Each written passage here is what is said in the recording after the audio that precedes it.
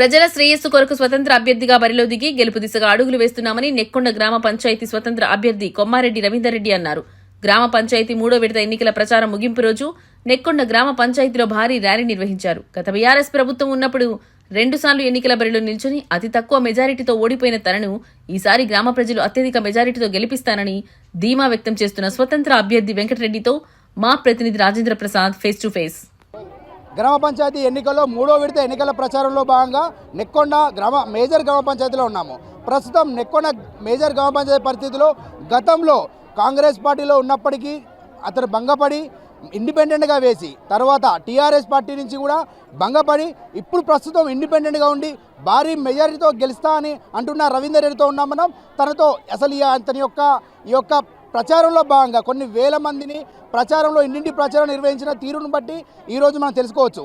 ఆ కొన్ని విషయాలను తనతో కొన్ని అడిగి తెలుసుకునే చెప్పండి రవీందర్ రెడ్డి గారు, ప్రస్తుతం మీరు ఈ యొక్క గ్రామ పంచాయతీ సర్పంచ్ అభ్యర్థిగా ఏ విధంగా గెలుపు తీసుకెళ్తున్నారు? నాకు ప్రజల అండా ఉన్నది, లీడర్లు అంతా నాతోనే ఉన్నారు, క్యాడర్ మొత్తం నాతో ఉన్నది.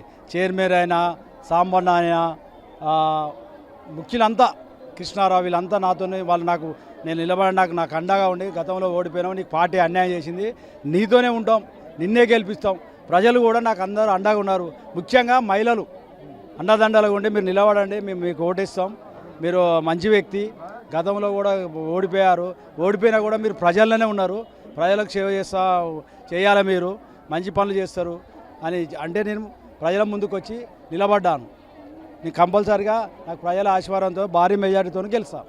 అయితే ఇప్పుడు ప్రతిపక్ష పార్టీ అయినా అధికార పార్టీ అయినా అంటే ఏడ చూసినా కూడా వారి యొక్క ప్రాబల్యం ఎక్కువ గ్రామ పంచాయతీలో కనిపిస్తుంది. కానీ ఈ నెక్కొండ మేజర్ గ్రామ పంచాయతీలో ఇండిపెండెంట్గా ఇంత మంది ఓటర్ల ఆశీర్వాదం ఎలా పొందబోతున్నారు? నేను గతంలో ఓడిపోయినా కూడా ప్రజల్లోనే ఉన్నాను, అందరికీ సహాయ సహకారాలు చేసిన సావైనా బతుకైనా ఏదైనా కూడా నేను వాళ్ళతోనే ఉన్నా. పొద్దున్న లేస్తే ఏదైనా నేను మా భార్య కూడా ఎవరికి సాయం చేయాలన్నా ఇద్దరం పోయేది.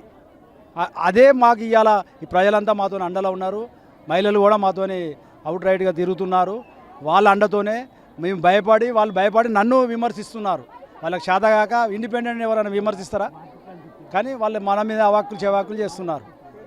ఈ నెల 17వ తారీఖున జరిగే ఎన్నికల్లో ప్రజలు నిన్ను ఆశీర్వదించి గెలిపిస్తే ఈ యొక్క మేజర్ గ్రామ పంచాయతీని ఏ విధంగా అభివృద్ధి పథంలో నడిపిస్తావు? ప్రజలు నన్ను ఆశీర్వదించి గెలిపిస్తే నేను ప్రజలతోనే ఉంటా.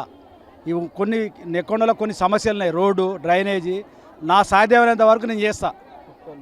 నాతో కాని పక్షంలో అంటే నేను గెలిచినాక మనకు ఉంటుందిగా ఆ పదవిని పట్టుకొని అందరి దగ్గర పోయి ఆఫీసర్లతో మాట్లాడి ఇవన్నీ చేయిస్తా. కూతుల పెడతా కూడా కొద్దిగా ఉన్నది, దాన్ని కూడా ఆలోచించి చేస్తాం.